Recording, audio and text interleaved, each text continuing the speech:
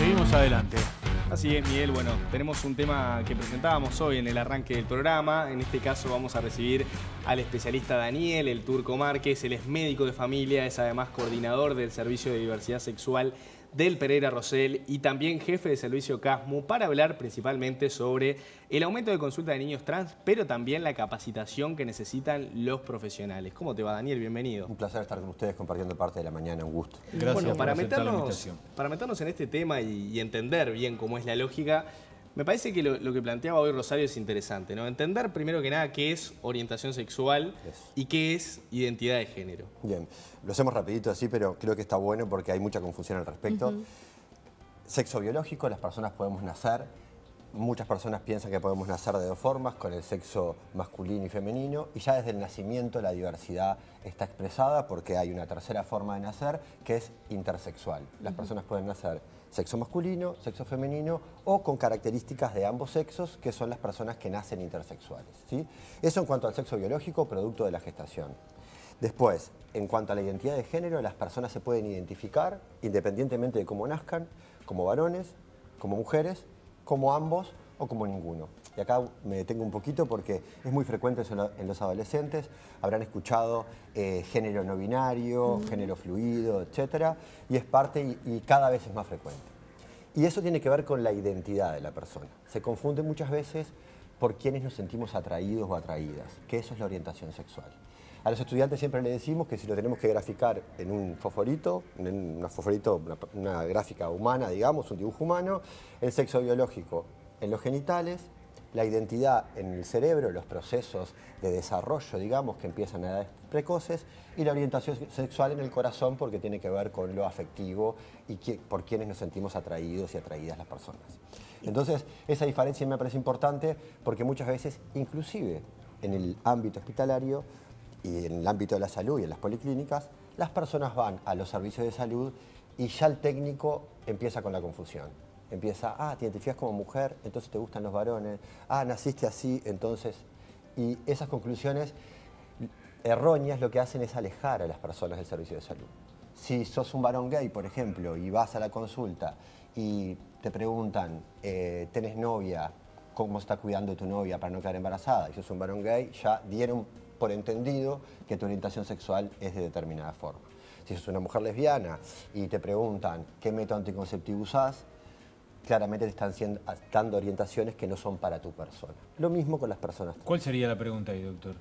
La pregunta, y yo siempre lo digo y me parece que es fundamental, es en una consulta abiertamente preguntarle ¿por quién te sentís atraído? ¿Por hombres o por mujeres? ¿Por ambos? ¿Por ninguno? Y ahí hacer ya la orientación en base a lo que te responde el paciente. Dar, por supuesto, que todas las personas son heterosexuales, que es lo más frecuente que ocurre, está mal. Está mal. Y aleja a las personas de los servicios. Por eso hay una barrera enorme en la diversidad sexual y por eso son importantes los servicios especializados, porque las personas de la diversidad sexual, dos cifras así, tienen más del doble de depresión, más del doble de ansiedad, muchos más intentos de autoeliminación, viven menos y, por ejemplo, la expectativa de vida de las mujeres trans en Uruguay y la región es 35 años. Se mueren a los 35 años. Ese dato es tremendo. Es tremendo. Ahora, tú hablabas, preguntarle cuando estamos en la consulta por quién te sentís atraído, pero ¿qué hacemos con un niño, una niña, a la hora de preguntarle atracción? Si de repente estamos viendo situaciones que en la familia podemos decir, acá está pasando algo, muchas familias no lo quieren ver, es lógico, hay todo un tema cultural, social, que hay que poder traspasar y se está trabajando, ¿no? Creo que ha cambiado mucho desde hace unos años atrás, pero ¿cómo se aborda con un niño, una niña esto en consulta? Bien, buenísimo, porque en realidad hay que entender como los procesos identitarios. A un niño o una niña preguntarle atracción a edades muy precoces no es aconsejable. Claro. Pero yo siempre hago este ejercicio. Pensemos en un niño que no es de la diversidad sexual o una niña. Hace poquito tuve una paciente que me pareció que su intervención fue tan errónea, la intervención que se hizo desde el sistema de salud y desde la escuela, que fue una niña de 11 años que le escribió una carta a otra niña diciéndole que le parecía linda, que le gustaba y que... Si eso lo viéramos, que esa niña le hubiese hecho a un varón, no pasaba absolutamente nada, porque es la edad en la que los niños se gustan, me parece es lindo, etcétera, que creo que todos lo vivimos en la etapa final de la escuela. Lo que pasó con esa niña, simplemente por decirle a otra niña que le gustaba, fue que generó en la escuela una tensión. La niña entendió rápidamente que eso estaba mal y lo que hizo fue entrar en el concepto que nosotros decimos closet, ¿sí? Entendió que decir que le gustaba a otra niña era sancionado, castigado, juzgado, y eso generó en ella una depresión, ¿sí? Esto de no poder expresar lo que siento. Ahora está en seguimiento con nosotros y bueno, es un ambiente, intentamos que el ambiente en el equipo que trabajamos sea un ambiente seguro, donde ella puede decir cómo se siente, pero ella hacia afuera dice que le gustan los Ahí niños. se abordó mal el tema. Se abordó mal el tema desde lo educativo, y acá los maestros, las maestras, los docentes son un pilar fundamental. Ellos hacen una función de salud. Ellos están mucho más horas con los niños y los adolescentes que nosotros, que muchas veces tenemos un tiempo acotado y que no podemos intervenir. Saben cómo juegan los niños, cómo se vinculan con los pares, saben cómo es su vínculo con la autoridad, ven el juego. Y yo me imagino, Daniel, que como esa niña te tocarán decenas o cientos de casos de chicos que llegan con intentos de autoeliminación, o por lo menos con esa idea en la cabeza en el Pereira, ¿no? Sí, con lesiones autoinfligidas. Hay que asociar siempre cuando hay un intento de autoeliminación en una infancia. Uruguay es tristemente célebre por el índice de intentos de autoeliminación y suicidios en edades muy jóvenes. Es un error no preguntar si eso ocurre, cuál es la identidad de ese adolescente, cuál es su orientación sexual, porque la opresión y la tensión social que existe por, muchas veces, desde el total cariño y amor de los padres, hay una idea de mandatar los estereotipos de género, ¿no? Por ejemplo, yo tengo pacientes donde muchas veces la reacción de los papás es, bueno, le gusta, veo que en esa adolescencia le gustan los varones o tiene vínculos del juego que están más estereotipados para las niñas, lo ponen a hacer prácticas de fútbol, por ejemplo. El niño no tiene, o el adolescente no tiene ese deseo. Ya hay un problema porque el juego es para desarrollarse, para crear.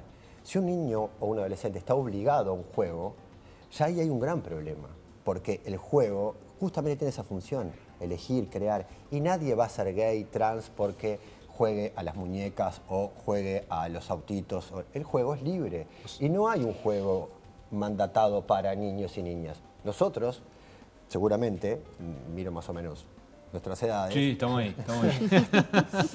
Seguramente tuvimos eso. Era muy difícil que, capaz que nosotros, Miguel, nos regalaran una cocina cuando éramos chicos. Sí, sí, totalmente. O una muñeca o lo que fuera, ¿no? No, es más, estaría mal visto. Estaría muy mal visto.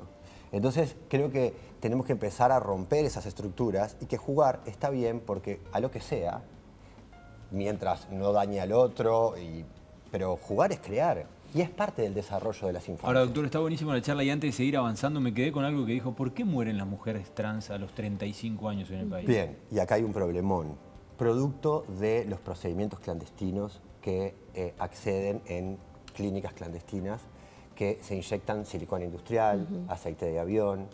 Eso genera consecuencias a largo plazo y hemos visto un montón en los servicios, ¿no?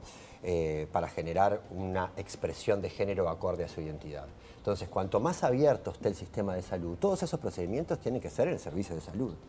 Pero bueno, hay una cultura de esta mujer se lo hizo, le quedó bien, no sé qué, y por poco dinero, muchas veces en cuartos de hotel, en lugares, clínicas clandestinas. Eso yo hace poquito puse un tuit de fotos de cómo quedan los cuerpos intervenidos fuera del sistema de salud.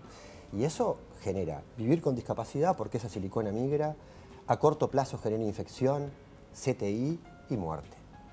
Y eso es carísimo para el sistema de salud. Entonces cuando las personas me cuestionan muchas veces, y pasó mucho en la ley trans, me decían, con la plata de mis impuestos o con no sé qué, todas esas intervenciones para las personas dentro del sistema de salud. Lo primero es un mensaje más ético. Las personas tienen derecho a ser como se sienten y vivir como se sienten. Pero si no les gusta ese argumento a las personas, les puedo poner un argumento económico. Es mucho más caro para el sistema de salud pagar las consecuencias de los procedimientos clandestinos, porque las personas se mueren jóvenes, porque son años de vida potencialmente perdidos, porque viven con discapacidad, por las camas ocupadas de CTI, que son carísimas, durante semanas, etc., eso es mucho más caro que un equipo de salud multidisciplinario que acompañe y esa persona pueda desarrollarse libremente.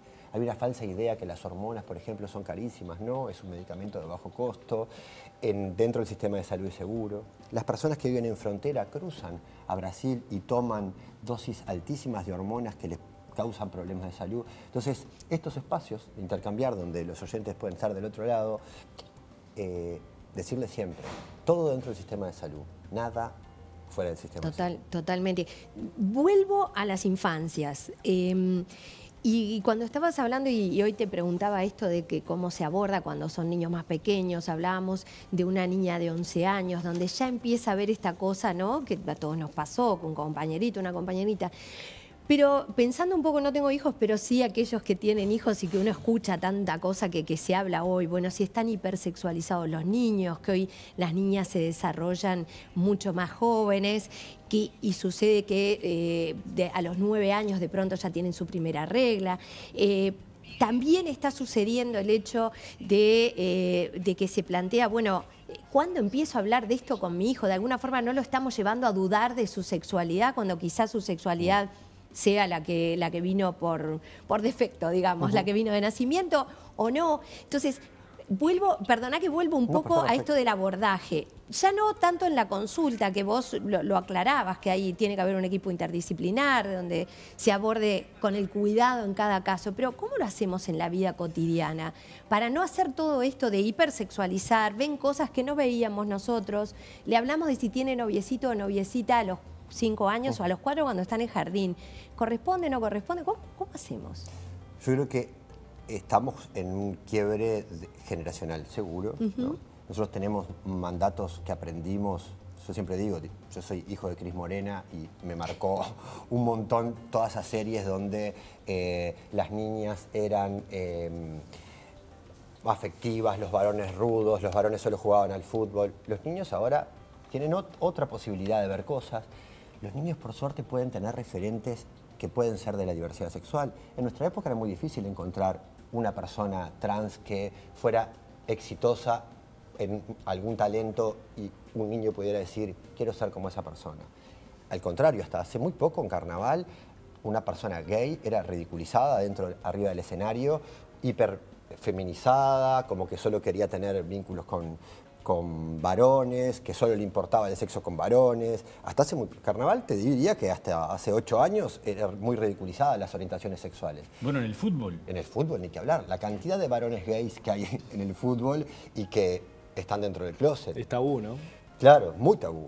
Entonces yo creo que eso los niños lo perciben, pero tienen lugares donde la diversidad sexual está representada. Yo siempre pongo el hito del antes y después de Los Simpson, por ejemplo, que donde pasaban dibujitos donde podría haber, bueno, donde hay varones gays, donde Marge, por ejemplo, se visualizó estando con una mujer, etcétera. Normalizar. O sea, normalizar, conversar del tema. Y en base a lo de los niños, yo creo que es más acompañar el proceso que sentarse con un niño que por ahí no está en ese momento de su desarrollo y decirle tu identidad, tu orientación, lo que hablamos, eso es más para el mundo adulto.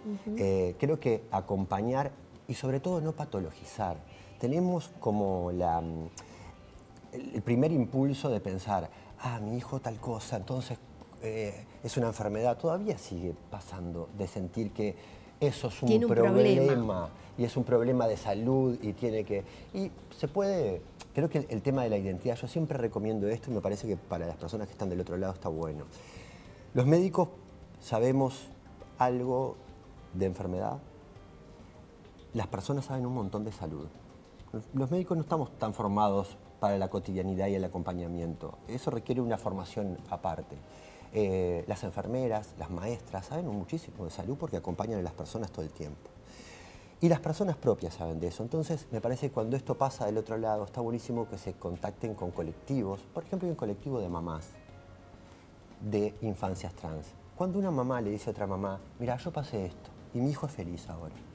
y tuvo un equipo multidisciplinario, lo encontré en tal lado, ¿dónde sos? Del interior, allá tal cosa, hay una red de personas. Entonces, creo que centralizar todo como en el médico, sí, es una Igual, parte importante. Falta formación, lo Falta has formación en comentado, medicina. pero se va en ese camino. Se va en ese camino. Entonces me parece Bien. que está buenísimo.